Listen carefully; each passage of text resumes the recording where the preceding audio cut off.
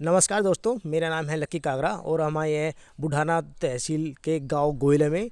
और हमारे साथ है सूरज बालियान जी।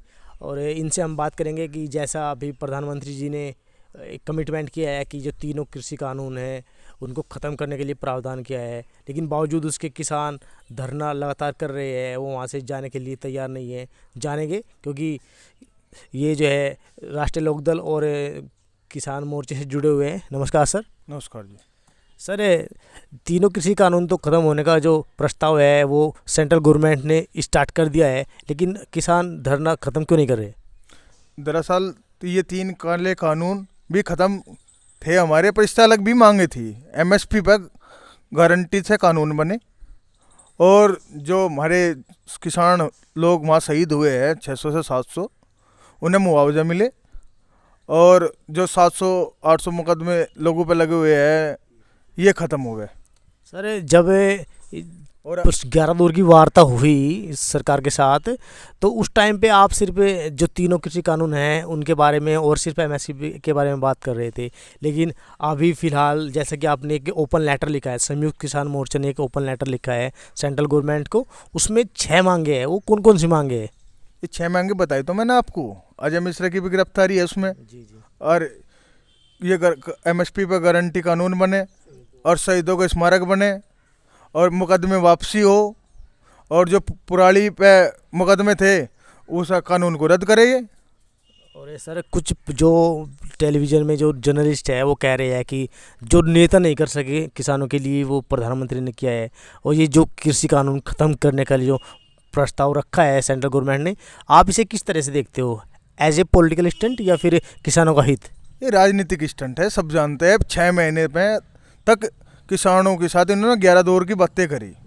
11 दौर की बातें में ये एक बार भी बोल लेनी, और उसके 5-6 महीने बाद तक किसान वहाँ मरा, जूझ तरा। बारिश में देखा आपने बुरा हाल रहा बारिशों में। जी हाँ। बहुत किसान बहुत दुखी रहा, तो वार सारे वहीं बनाने पड़े। आज इन्होंने, ये राजनीतिक स्टंट नहीं है। चलो इन्होंने लिया है, डिसीजन लिया है, हम इनका स्वागत करते हैं प्रधानमंत्री जी का। पर लेकिन एमएसपी पे कानून तो बनाए। तो ये जो 6 डिमांड रखी है प्रधानमंत्री के सामने आपने, क्या आप 6 की 6 मनवाओगे या फिर कुछ इसमें भी प्रायोरिटी लेवल या लिस्ट है? नहीं, ये तो संयुक्त किसान मोर्चा का फैसला होगा। ये हम तो एक नॉर्मल कार्यकर्ता है। हाँ, तो ये संयुक्त किसान मोर्चा जो भी अपना डिसीजन लेगा हम उनका स्वागत करेंगे। तो यहाँ पर जो बुढ़ाना विधानसभा है, अगर यहाँ की हम बात करें पृष्ठभूमि की, तो यहाँ पर क्या प्रभाव है अभी? यहाँ राष्ट्रीय लोकदल का प्रभाव है पूरा। यहाँ तो हमेशा राष्ट्रीय लोकदल का ही प्रभाव रहा। अब की बार, पिछली बार भी समाजवादी पार्टी से कुल 10,000 वोटिंग से जीते हैं यहाँ के विधायक। और अब की बार सपाकार लोकदल का गठबंधन है, तो सीट तो लोकदल पे ही जाएगी। लेकिन जैसा कि अभी जो यहाँ के विधायक है बुढ़ाना विधानसभा से, उमेश मलिक जी, उनका कहना तो ये है कि ये जो बुढ़ाना विधानसभा है इसमें कुछ गांव है जैसे सोरम है या गोयला है, ये तो मेरे अपने खुद के गांव है। उनके कहाँ से गाँव हो गए ये? उनका कहना है। नहीं, ये गलत फहमी है। और ये गलत फहमी ज़्यादा दिन की नहीं है, 3 महीने के है, वो भी दूर करके दिखा देंगे। इन लोगों को दूर करके दिखाए गलत फहमियाँ। तो मतलब बीजेपी से इतनी नाराजगी क्यों है अब की बार? बीजेपी दरअसल पार्टी है अमीरों की, बिजनेसमैनों की। ये किसानों के हित की पार्टी नहीं है। इसमें रह के भी मैंने काम किया है, ऐसी बात नहीं। मैंने इस पार्टी में रहा हूँ, मैंने 10 साल इस पार्टी में काम किया। ये किसानों की पार्टी नहीं है। और मैंने किसान हित में ही ये पार्टी छोड़ी थी, किसान आंदोलन में। तो ये बताइए सर, आप किसानों का हित चाहते हो या फिर सर्व समाज का हित चाहते हो? मैं सर समाज का हित चाहता हूँ। किसान का भी सर समाज किसान है। तैगी और जाट, गुज्जर और छोटी बड़ी बरादरी, सब किसान मजदूर एक तो जिंदाबाद, इसलिए तो कहा जाता है। ये सबका हित चाहते हैं, मैं अपना हित थोड़ा जाएगा। जी हाँ, आपकी बात बहुत ठीक है। लेकिन जैसा आपने बोला है कि किसानों के बारे में, यहाँ पर वो जो इलेक्ट्रिसिटी बिल है उसको भी जंगल का कह रहे कि भाई 50% रिड्यूस किया जाएगा, वो बिल लाया जाए, या फिर ऐसा प्रस्ताव रखा है किसान? राष्ट्रीय लोकदल पार्टी ने अपने घोषणा पत्र में, संकल्प पत्र में 22 मांगे रखी है अपनी। उसमें इन्होंने इलेक्ट्रॉनिक बिल को हाफ करागे और अब पिछला माफ़ करेंगे। जो इनका 22,000 रुपये के आसपास इन बिजली का बिल आ रहा है वो 11,000 के आसपास होगा। और जो घरेलू बिजली है, जो घर की बिजली है, उसका हाफ रेट करी जाएगी। और जो इन्होंने वृद्धा पेंशन, विधवा पेंशन है, उसे 3 गुना कर रहे हैं। जिनकी 500 रुपये है उसे हम 1500 रुपये देंगे। और इन्होंने शहीद जो हमारे देश के बॉर्डर पर होते हैं उनके लिए 1 करोड़ की मुआवजा है। और सर ये तो रही बात, जैसे आपने बताया जो जो पेंशन योजना है वो तो खैर वरिष्ठ नागरिकों के लिए है, लेकिन जो मजदूर वर्ग है उसके लिए क्या है राष्ट्रीय लोकदल के पोर्टफोलियो में?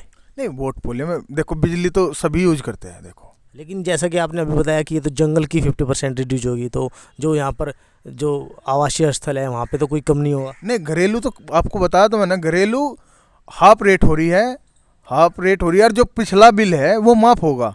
और जो देखो, विधवा तो हर बिरादरी में हो सके, विधवा वृद्धा जितने भी है, तो ये 1500 रुपये कर रहे हैं उनके लिए बिजली का बिल। तो जी हाँ, हमारे साथ है सूरज बालियान जी। उनका यही कहना है कि जो राष्ट्रीय लोकदल है उन्होंने अपने जो घोषणा पत्र है, जो पोर्टफोलियो है, इलेक्शन पोर्टफोलियो है, जिसके दम पर वो इलेक्शन लड़ेंगे, उसमें न केवल किसानों के हित में बातें कही है बल्कि जो सर्व समाज है, मजदूर वर्ग है, तो सर एक जो है जो कमी दिखती है, जो रोजगार का एक मेन मुद्दा रहा है, उस पर आप क्या कहना चाहोगे? बीजेपी के रिगार्डिंग, जैसा कि उन्होंने गवर्नमेंट एम्प्लॉयमेंट नहीं दे रही है। दरअसल जब भारतीय जनता पार्टी यूपी में सरकार बनाई थी तब इन्होंने घोषणा करी थी कि हम 80 लाख नौजवानों को नौकरियां देंगे। अब इनके बोर्ड देख रहे हो आप, हर जगह योगी जी ने दी 4 लाख को नौकरी, तो ये 4 लाख अब राष्ट्रीय लोकदल कितने को नौकरी देगा? 1 करोड़ लोगों को नौकरी देगा, रोजगार। 1 साल में? नहीं, 1 साल में 20 लाख को, 5 साल में 1 करोड़ को ये देगी। जी हाँ, इनका कहना है कि जो रोजगार के अवसर है वो खुलेंगे। तो चाहता हूँ, जो इन्होंने किसानों को 6000 रुपये दे रहे हैं फिलहाल, ये जो इनके अकाउंट में, वे हम 12000 और 15000 रुपये करेंगे। 12000 किन के लिए और 15000 किन के लिए? 12000 उनके लिए जो कृषि, जो खुद की जिनकी ट्वेल है और जो उनका वो है, उन्हें मतलब किसान है, और जो असीमित वैसे उन्हें 15000 रुपये दिए जाए। जी हाँ, इनका कहना यही है कि जो इनकी जो पोर्टफोलियो है उसमें सभी समाज के लोगों के, मजदूर वर्ग के लिए काफ़ी कुछ है, जिसके ब्याह पर वे इलेक्शन लड़ेंगे। और बीजेपी से काफ़ी नाराज़ है क्योंकि बीजेपी ने न तो रोज़गार दिया है, और जो ये तीनों कृषि कानून हैं उसको रिपील करने के लिए, उसको ख़त्म करने में काफ़ी समय लगा दिया है। जैसे सूरज भाई जी ने बताया कि जो पहले 11 दौर की वार्ता थी वो पहले 4-5 महीने में ख़त्म हो गई थी, लेकिन उसके बाद में किसान वहाँ पर तड़पते रहे, आंदोलन होता रहा, लोग मरते रहे, लेकिन किसानों की किसी ने भी नहीं सुनी, सरकार ने नहीं सुनी। लेकिन अब जैसा कि यूपी में, उत्तराखंड में और 1-2 राज्यों में और भी इलेक्शंस आने वाले हैं, असेंबली इलेक्शन, जिसके चलते ये पॉलिटिकल स्टंट है। जी, आपने अपना कीमती वक्त दिया, आपका बहुत बहुत धन्यवाद। अच्छा, धन्यवाद जी। Thank you sir. तो अगर आपको वीडियो अच्छी लगी तो प्लीज़ वीडियो को लाइक करके अपने फ्रेंड्स के साथ शेयर कीजिए और हमारे चैनल को सब्सक्राइब कीजिए। Thank you very much.